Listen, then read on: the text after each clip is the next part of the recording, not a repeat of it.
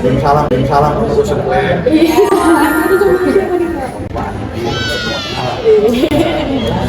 Nah, pagi dapat salam dari Pak Teja tentang musik baru. Assalamualaikum warahmatullahi wabarakatuh. Halo Sobat Sastra, perkenalkan saya Samira Diasopana dan rekan saya Purwina. Kita merupakan mahasiswi program S1 Sastra Indonesia Fakultas Bahasa dan Seni Universitas Negeri Medan. Tentunya teman-teman, pada kesempatan kali ini kita bersama sastrawan Sumatera Utara, yaitu ada Bapak Teja Purnama. Selamat pagi Pak. Informasi mengenai Bapak Teja merupakan salah satu sastrawan di Sumatera Utara, dan Pak Teja ini mendapatkan gelar S1 itu di umur 52 tahun di Sekolah Tinggi Ilmu Komunikasi Pembangunan jurusan jurnalistik.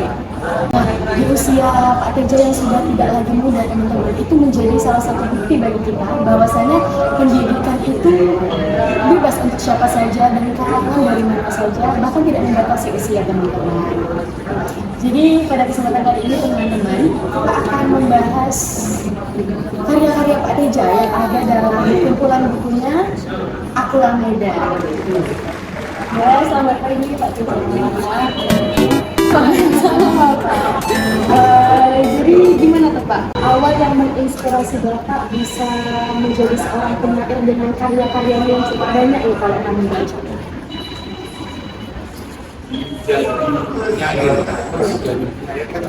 Sebelum menjadi sebuah tetapi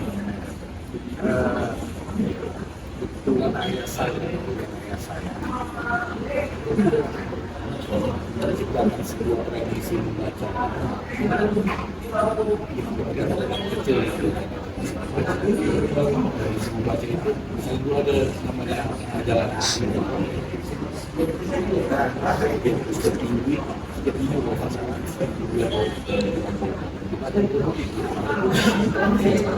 dia dengan apa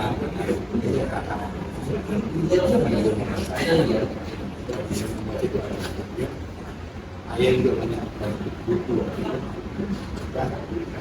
saya walaupun nggak ngerti. Berarti orang tua itu dulu memang sudah menulis puisi atau hanya sekedar membeli untuk anak-anaknya? Dia menulis juga, dia juga melihat masalah untuk baca. Dia suka membaca. Berarti emang ada tradisi membaca. Kemudian ayah saya tidak punya tradisi menulis, melalui diari. Jadi saya kan dulu ada kemudian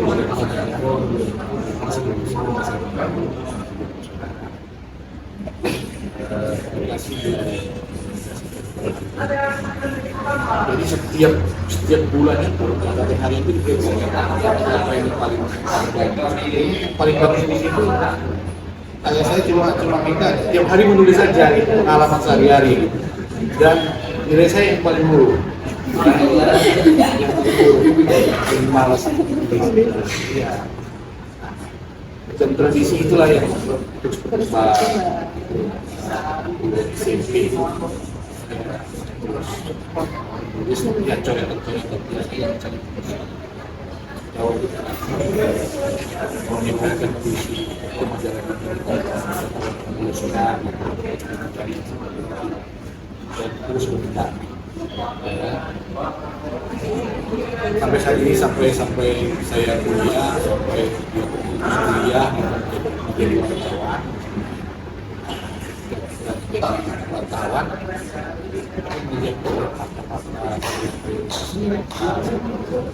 ada realitas yang sudah bisa kita ucapkan secara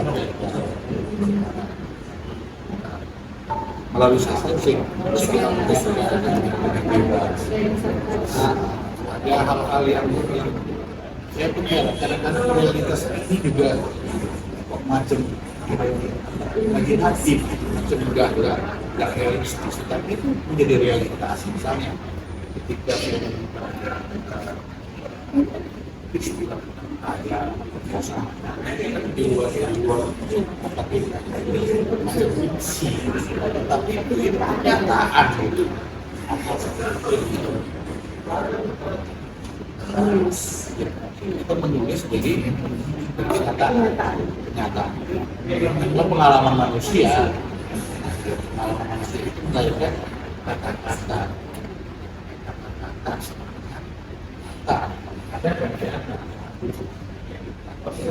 Di konsepnya masih bukan seperti berita-berita di koran, tetap ada proses kesadaran di situ, ada proses kontemplasi. Nah, jadi teman-teman, dari pengalaman Pak Teja di masa kecilnya ini, kita bisa ambil kesimpulan bahwasanya menulis itu tak harus langsung jadi, tak harus dalam bentuk puisi, tak harus langsung dalam bentuk cerpen, tapi dalam bentuk diary. Bagaimana keseharian kita itu bisa kita tuliskan, dan itu merupakan langkah kecil yang harus kita teruskan untuk menjadi seorang penyair mungkin ya.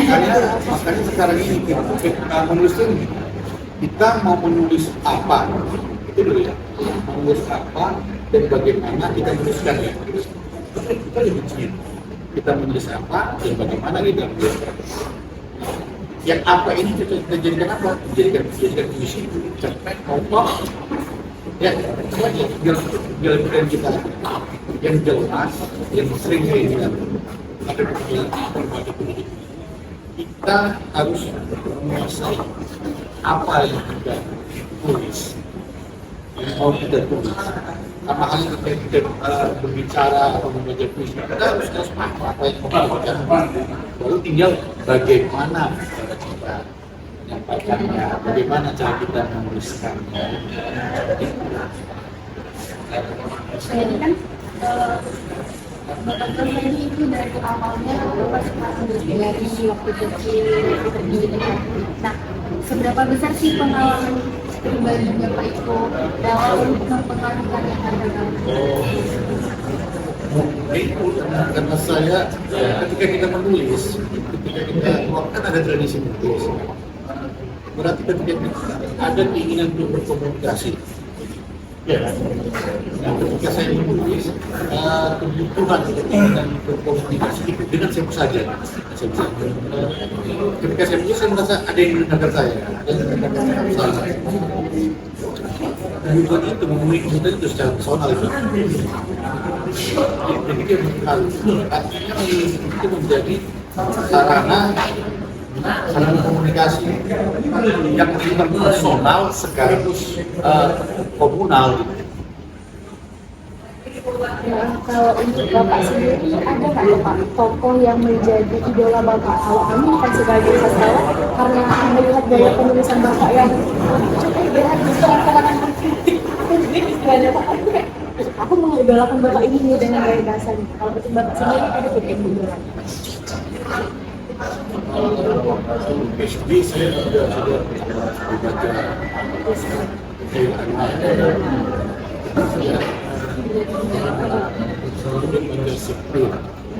jangan tidak simpan karena ada buku-buku ayat dan itu pangeran sebuah kerajaan Inggris ayahnya dihukum sama pamannya dan kemudian dia tahu dia tahu hampir itu pangeran selalu hidup oleh ragu-ragu. Itu saya kenal ketika SMP saya mulai kenal Belanda. Dari SMA saya mulai tahu ada majalah sastra namanya Polisi. Polisi itu dulu terbit 12 kali, 19 kali terbit 12 kali. Saya hampir berkali SMA, dulu tulis ketiga sih, satu, tulis Spanyol. Di situ saya banyak kenal penyair, ada Sapardi Djoko Damono, ada Rendra, dari sekian banyaknya itu yang saya suka itu memang yang nggak terlupakan itu Rendra, yang Sapardi Djoko Damono, dan akhirnya ketika tahun-tahun yang tahun itu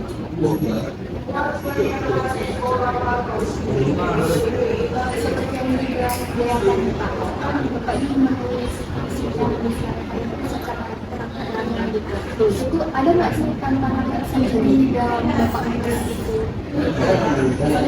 Karena kan nggak dibolehin gitu, karena tuh benar-benar peraturan gitu.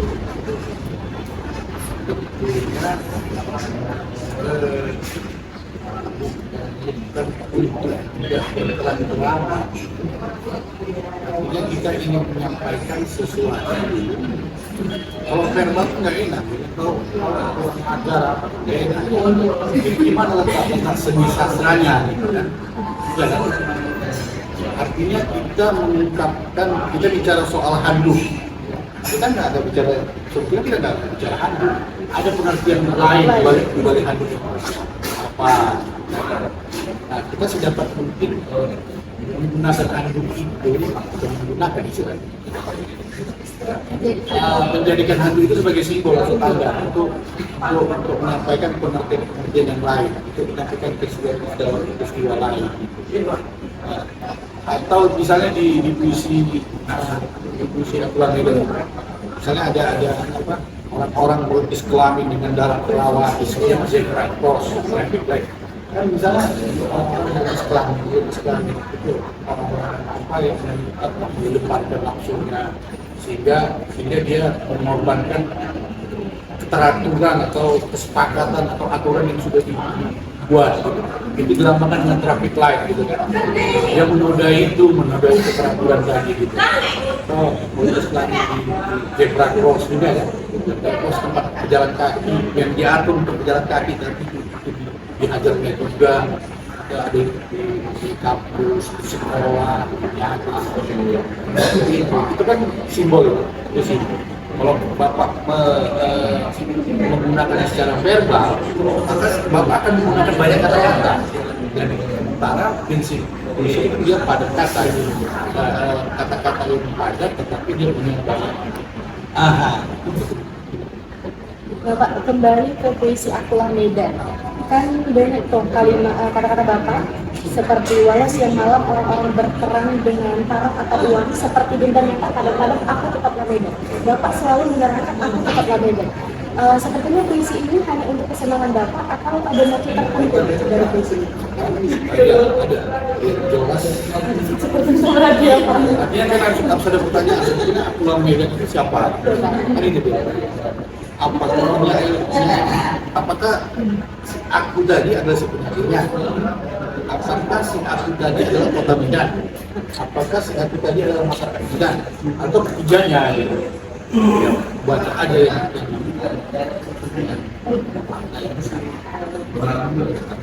tetap bahwa kita harus cinta pada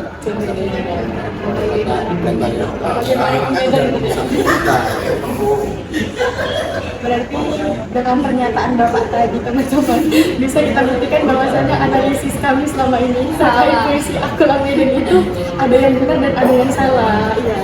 Apa kira-kira yang salah? Kalau dari saya sendiri Pak menganalisis puisi Akulah Medan ini menyatakan bahwa kecintaan dia terhadap kota Medan, walaupun orang-orang Medan itu seperti yang kita tahu keras dengan bahasa-bahasanya yang cukup gimana gitu, dia tetap mencintai kota Medan. Memang itulah. Dari tadi gimana analisis kemarin?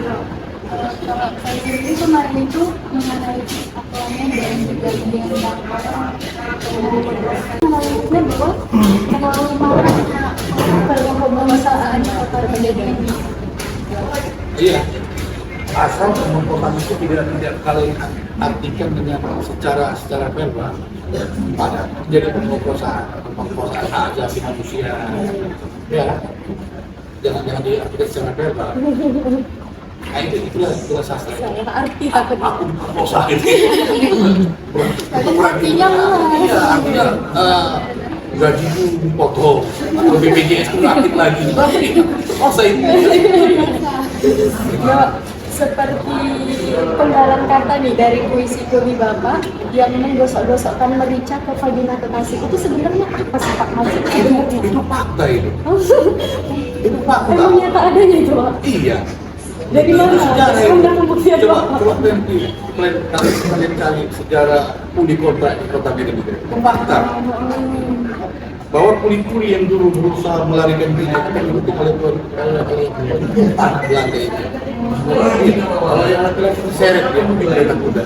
Kalau perempuan itu pengawalnya Tapi memang dari tulisannya apa ya? iya itu ada fakta sejarahnya. Ya tentu kan makanya ketika kita menulis kita kan harus tahu apa yang kita tulis. Jadi apa yang dibutuhkan itu riset dulu kita. Riset sama halnya dengan aku Medan tadi ya ada riset juga.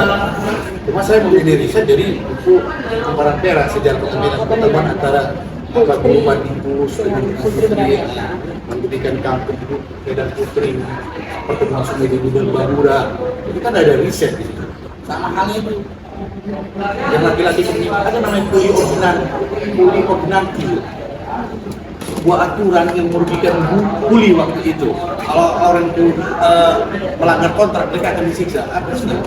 Kuli itu dijebak untuk terus bekerja untuk memproduksi tembakau daily yang dijual di sana di sana dengan harga yang sangat mahal. Sementara kuli-kuli kita mendapat bayaran yang sedikit. Itu dia. Itu fakta. Untuk itu Pak, si seorang politisi tua pada anaknya yang jadi caleg, kenapa tidak kita bisa membahas politik? Soalnya waktu kita baca itu memang tertera fakta-fakta gimana sistem politik kita sekarang. Jadi gini, Bapak kan dulu waktu mulai lagi Bapak bertugas kan kita Bapak kan kawan banyak melihat kenyataan banyak mencatat. Kebetulan ya di kantor ditugaskan di kantor wali kota sama di Medan. Jadi Bapak banyak melihat peristiwa politik, banyak membaca bagaimana tinggal politisi yang memang seperti itu, bahwa apakah sekarang masih terjadi lagi atau enggak gitu. DPR itu jadi DPR sebatas tugas kita lagi.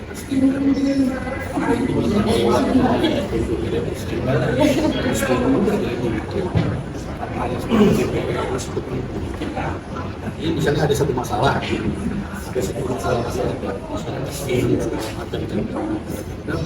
kadang-kadang yang dia pun DPR itu kayak itu demo aja kami nanti biar kami bantu apa itu zaman itu tidak habis itu kok ketemu di ruang kopi atau di ruang privat lagi jadilah kesepakatan itulah penyampaian yang terjadi dan itu memang tidak pernah bisa liput bisa tahu dari puisi ini tuh Pak, pernah nggak Bapak jadi sorotan gitu istilahnya karena puisi Bapak yang terlalu nggak pernah gitu, nggak pernah dilihat atau bagaimana gitu Pak? Kenapa? Masyarakat kita nggak membaca puisi, itu kan ada masih manusia sastra, tetapi puisi harus terus ditulis karena puisi karya sastra itu adalah suara yang bening, suara jernih yang bebas dari kepentingan politik dan kepentingan ekonomi. Makanya ada sini Miraji Dharma bilang ketika berita tidak bisa bicara maka sastra yang bicara. Coba nanti cari apa itu akan ada yang tapi seperti itu aja. Jadi menurut saya kita juga bisa mendapat kita juga. Iya. Karena untuk apa ya seperti kita kalau ada masalah itu nggak perlu soal demo, tapi juga mendaratnya lewat karya-karya Jadi kita bisa menyampaikan permintaan tapi dengan gaya kita, ya kan? Gaya bahasa, kita bisa menggunakan metafor di situ.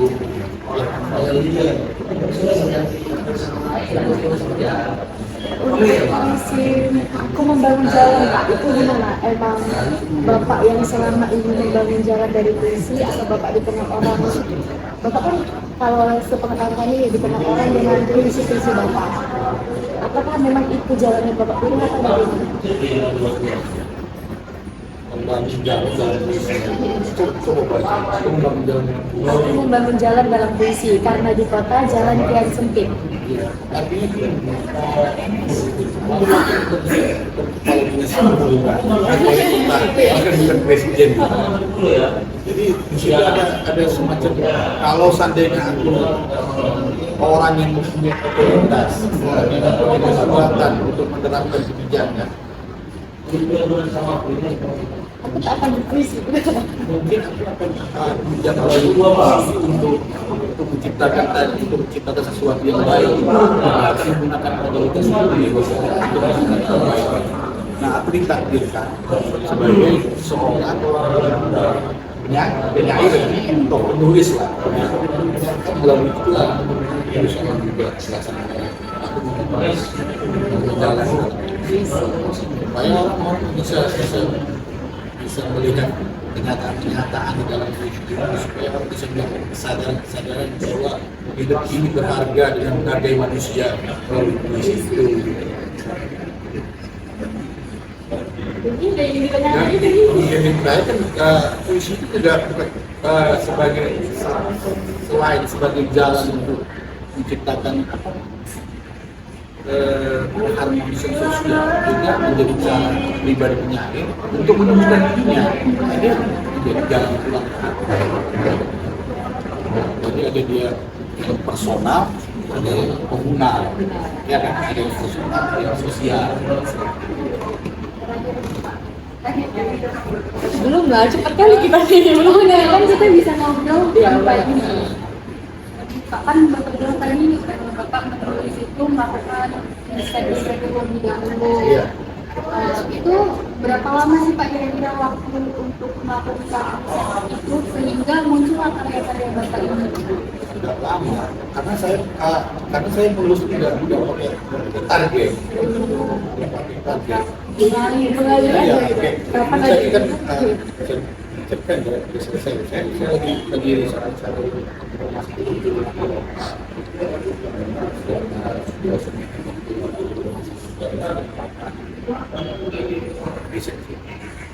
dan sekarang kan banyak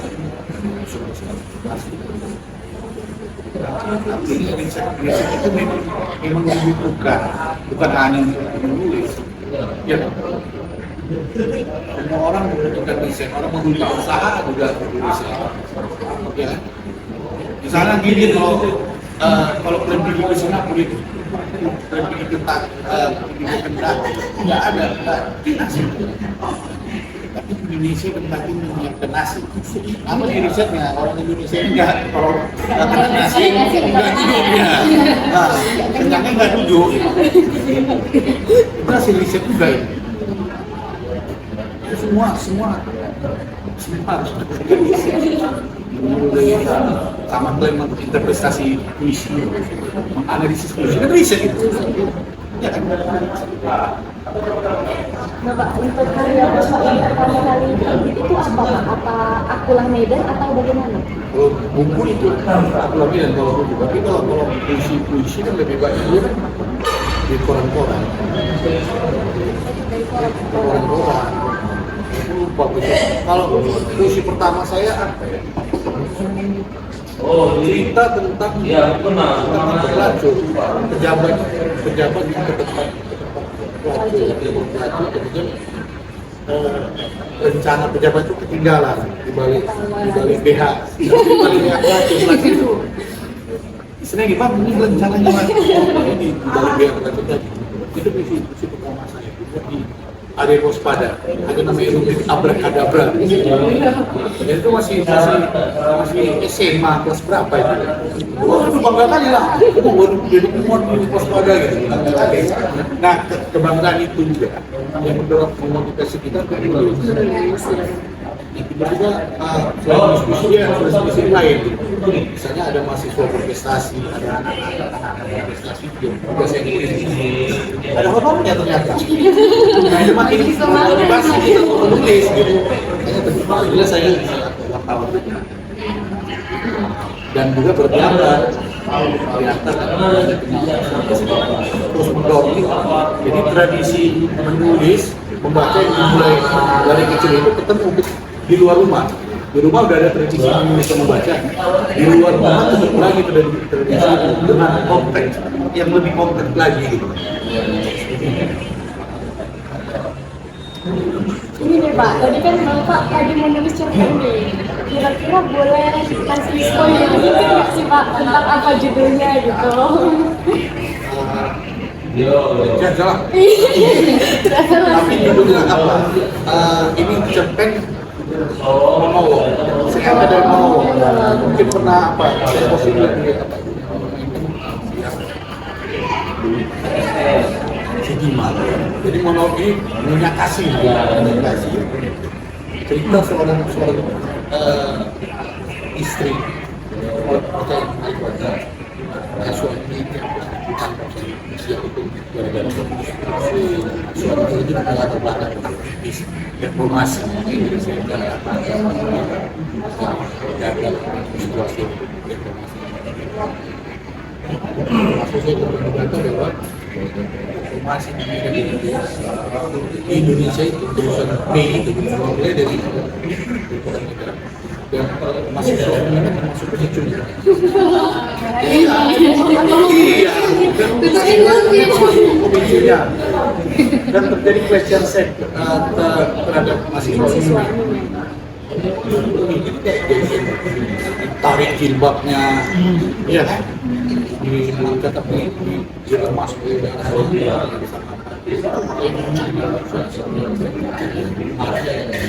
Jadi dia dari Medan dan penjara-penjara itu dia dari Medan sama dari aksara-aksara. Itu ini setir ke sini dijaga ada air itu hasil bisa sebentar. Kira-kira kapan tuh Pak cerpennya Bapak dipublikasi? Belum tahu. Tapi secara naskah monolognya udah cerpennya. Ya Pak, untuk terakhir nih ada nggak kesan-kesan untuk kami sebagai anak muda? Hargai hidup kamu dengan berkarya, dan berkarya itu bukan karya. Kita harus bisa menciptakan karya. Kalau kamu belajar tentang diksi, bisa harus tahu tentang diksi, jadi berkarya yang berkarya. Nggak harus jadi penulis, nggak harus jadi nyair, nggak harus jadi seniman untuk bisa menghargai hidup manusia. Kalau menjadi dosen, menjadi teknokrat, dan kau punya peluang untuk menghargai manusia dan kehidupan. Dan cara untuk memulai adalah dari penulis harian. cara untuk memulai sesuatu itu adalah memulainya. Mulai nggak bakal mulai. Jadi teman-teman, kalau Bapak tadi membangun jalannya dengan cara puisi, kita sebagai mahasiswa sastra itu harus mempunyai jalan kita sendiri. Tak harus menjadi penulis puisi atau pencerita. Menulis, berkarya. Nah, jadi teman-teman bisa kita tarik kesimpulan bahwasanya Bapak itu memang aktif menulis itu sejak dulu, dimulai dari buku hariannya, rajin membaca juga ternyata Bapak. Dan ternyata Bapak ini memang suka mengkritik tentang sosial teman-teman. Dari tadi kita diskusi memang selalu membahas tentang konflik-konflik yang ada di negara. Bapak itu sangat mengangkat sejarah yang ada di negara ini. Dan seringkali Bapak menggunakan simbol-simbol ini tentang berbau kesana. Iya, keluarnya. Jadi teman-teman, sampai di sini wawancara kita bersama sastrawan Surakarta, yaitu Bapak Teja Manama. Kita pagi dapat salam dari Pak Teja. Kita musik baru komunitas. Kapan kita jadi juri? Kapan kita jadi juri? Baik teman-teman, kita akhiri dengan wassalamualaikum warahmatullahi wabarakatuh.